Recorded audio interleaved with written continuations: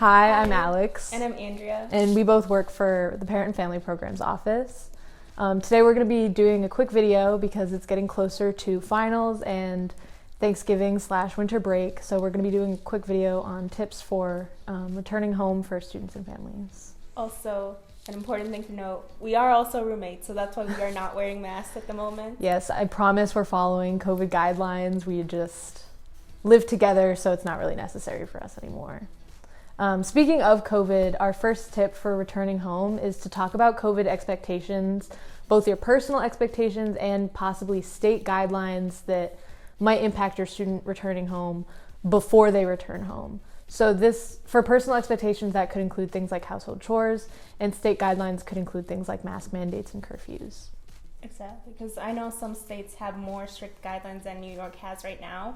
So coming in from a state that has more relaxed guidelines to more strict guidelines might be important to know for a student to have to prepare themselves and to know that they can't do things there that they might be able to do here.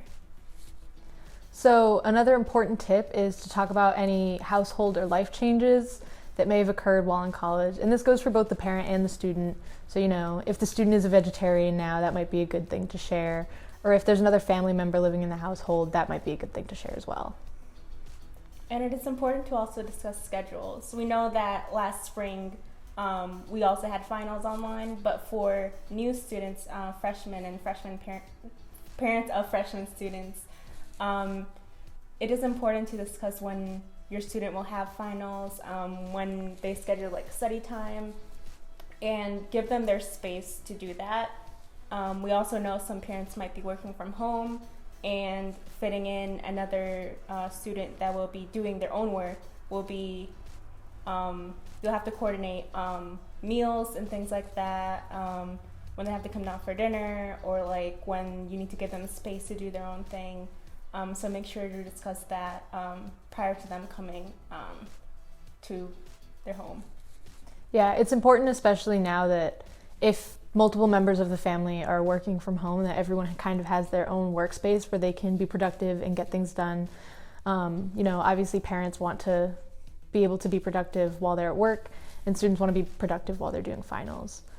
So that leads us right into the fact that parents should really be mindful of study time and finals. Obviously, it's really exciting seeing your student after it's been so many months, especially without a break.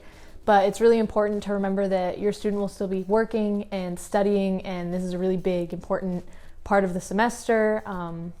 So you should just really be mindful of that and how much your student is studying and working, maybe asking them when their finals are.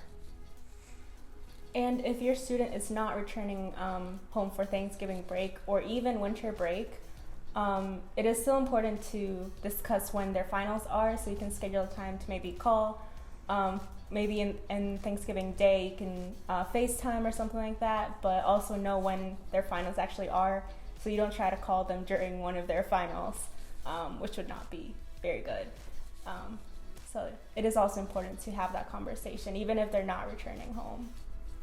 Yeah, I think overall for both students staying in Rochester and returning home for finals or for the break, one of the biggest things that you can do is find a balance between checking in and also being mindful of the time that they need to put toward their work and their studies.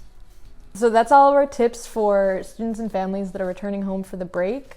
If you have any more questions about the long break, about Thanksgiving, or any other questions that you'd like to ask our office and get a student perspective for, you can feel free to leave them below in comments, and we'll try to get to them next time.